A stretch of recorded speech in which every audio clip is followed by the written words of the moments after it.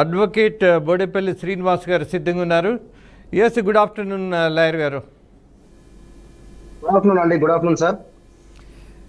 జగన్ కేసుకు సంబంధించి 6 సంవత్సరాల తర్వాత ఇవాళ సిబిఐ కోర్టుకి మాజీ ముఖ్యమంత్రి అటెండ్ అవ్వటం జరిగింది. ట్రయల్ కోర్టులో కనీసం విచారణ కూడా ప్రారంభం కావట్లేదు అన్నటువంటి ఒక అసంతృప్తి చాలా మందిలో ఉంది. అలాగే న్యాయ వ్యవస్థ కూడా ఒక నింద మోయాల్సిన దశ కూడా ఉన్నది.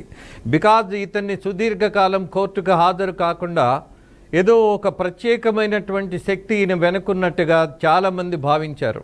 అది న్యాయ వ్యవస్థకు ఒక రకంగా ఇబ్బందికరమైనటువంటి పరిస్థితి కూడా తెచ్చింది. Anyhow end of the day ఇవాళ ఆయన నాంపల్లి కోర్టుకి దాదాపు 6 years తర్వాత సార్ మన I think if I'm not wrong జనవరి 2020లో లాస్ట్ టైం సిబిఐ కోర్టుకి అటెండ్ అయ్యారు మన జగన్ గారు.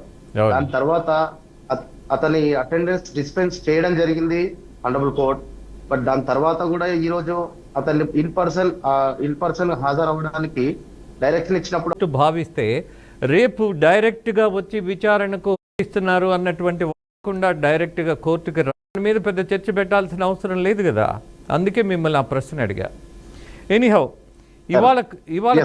ఇవాళ కోర్టులో ఏం జరిగి ఉండొచ్చు, ఏదైనా సమాచారం ఉందా సార్? అవన్నీ ఇన్ కెమెరా ప్రొసీడింగ్స్ జరిగినాయి సార్. సో దాని గురించి కూడా మాకు ఇప్పటివరకు అయితే ఇన్ఫర్మేషన్ లేదు. Okay, as soon as possible will get the information and will connect you sir. Yeah, thank you అండి. Thank you very much for joining mister Srinivas. Yes mister